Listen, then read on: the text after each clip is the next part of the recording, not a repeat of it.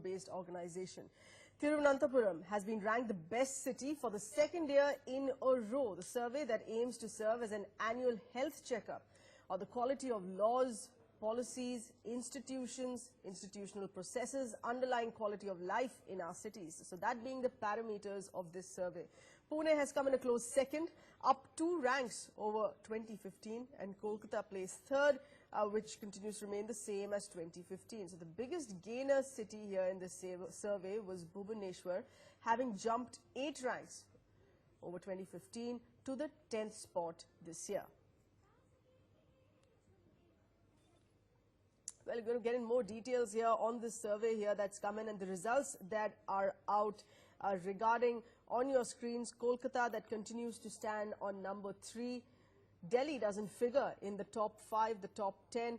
Thiruvananthapuram that continues to come in number 1 this year. It has been ranked the best city for the second time in a row in this survey. Remember, this is an annual survey of major cities which is conducted by a Bengaluru-based organization. We're going across to our news editor Meghna Dekka, getting us more details, Meghna, on the parameters along which these cities are judged and where really are our main metros on this list.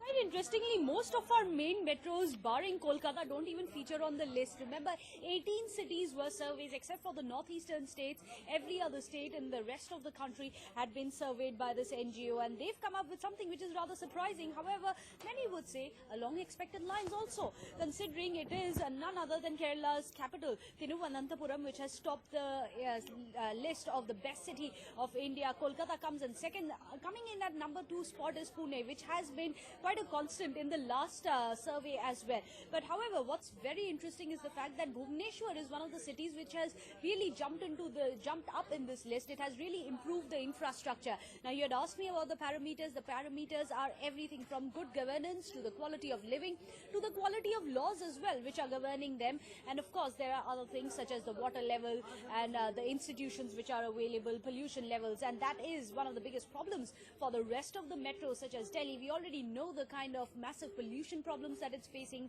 the chaotic traffic jams that Delhi is seeing when it comes to Bengaluru, the toxic lakes, and the permanent fear of some damage being done to the lungs of the people who have to live there. The pollution levels have gone up as well, and several other cities, all of them facing very immediate and dangerous issues which need to be addressed.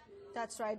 Addressed with immediate effect, given that these, as you mentioned, are dangerous issues at the end of the day, are impacting our health as we speak in these cities. Stay on with us, Meghna. Very quick reminder to our viewers, this is a call-in segment as well. Call in from across the country, from across these main cities, some that have been listed in the top 5, the top 10. The main metros, as my colleague Meghna stated, surprisingly, not even making it to the list altogether. These are some images that we are running on your screens. Of course, Thiruvananthapuram, an aerial shot of that, India's best city, 2 times in a row. Meghna, the details coming in of the kind of standards that Thiruvananthapuram has maintained, this would of course go in by along the lines of cleanliness in terms of clean air, clean roads, essentially a clean, healthy city there.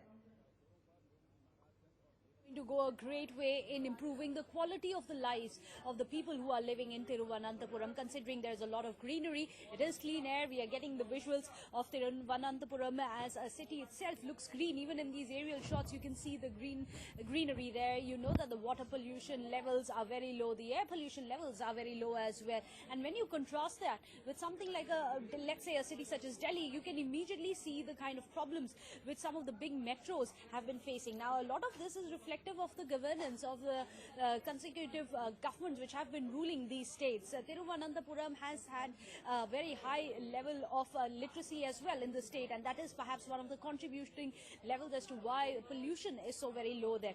On the other hand, in Mumbai, we've already seen massive fires in the dump yards. We've seen massive congestion, the traffic jams, and of course, due to the traffic jams, the air pollution levels too are very high. In Bengaluru, under Siddaramaiah government, we've seen massive problems as well when it comes to the toxic lakes. We've seen fishes dying, massive marine ecology which has been completely disrupted.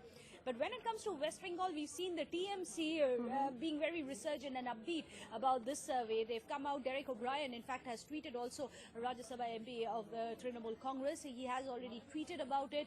They've tom-tommed the success of what he says to the government. Meghna, what does this effectively mean? Cities that are believed largely seen as the main biggest metros of the country. You have Delhi, Mumbai, Bengaluru not making it to the list.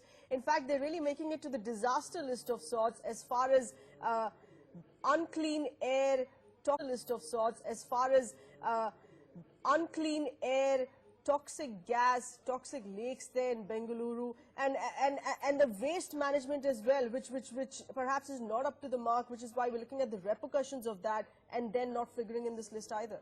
Absolutely. In fact, one of the purposes of this survey is to point out which are the cities who are doing very well, and more importantly, what really is going right in that city. The kind of rules that they have in place, the kind of institutions which are in place, the infrastructure which is available, and of course the levels of literacy. This survey, the entire point of the survey is so that the other cities too can take a leaf from them. Of course, at the end of it, there is going to be a blame game. There's going to be a blame game. Yes, we still need to get in those political reactions on this, of course, in questioning the validity of this survey altogether. But we have our first caller for this from Gwalior. Mr. Anil Dikshit, please go ahead. Yes.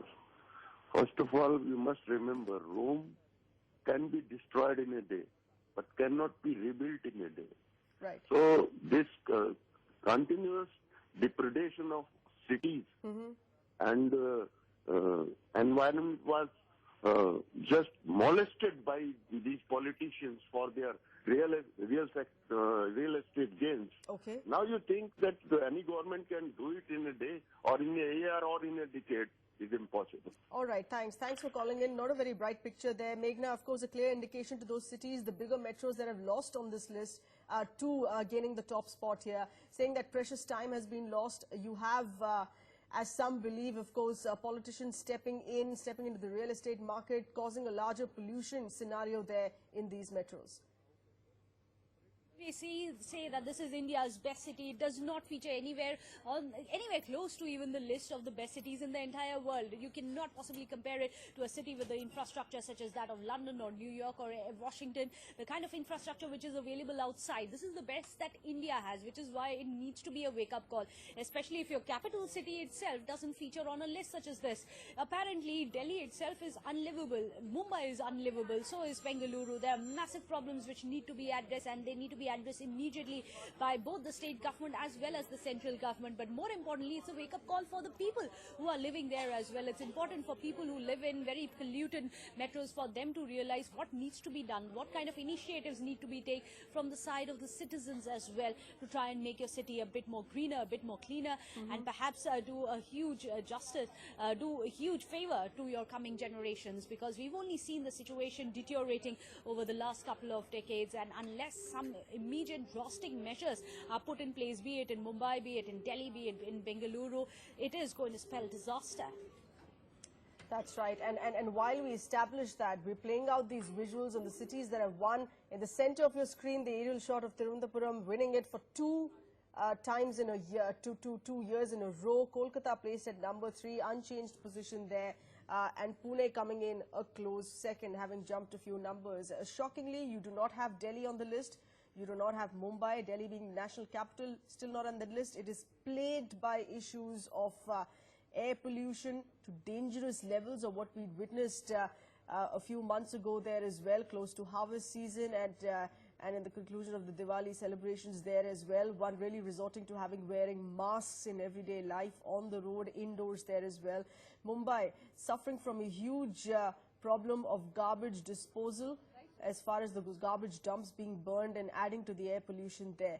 Bengaluru's toxic lakes, of course, that continue to be a huge menace, which is why we're looking at the 3 main metros not being on this list altogether. Meghna Dekar, news editor, many thanks for those updates.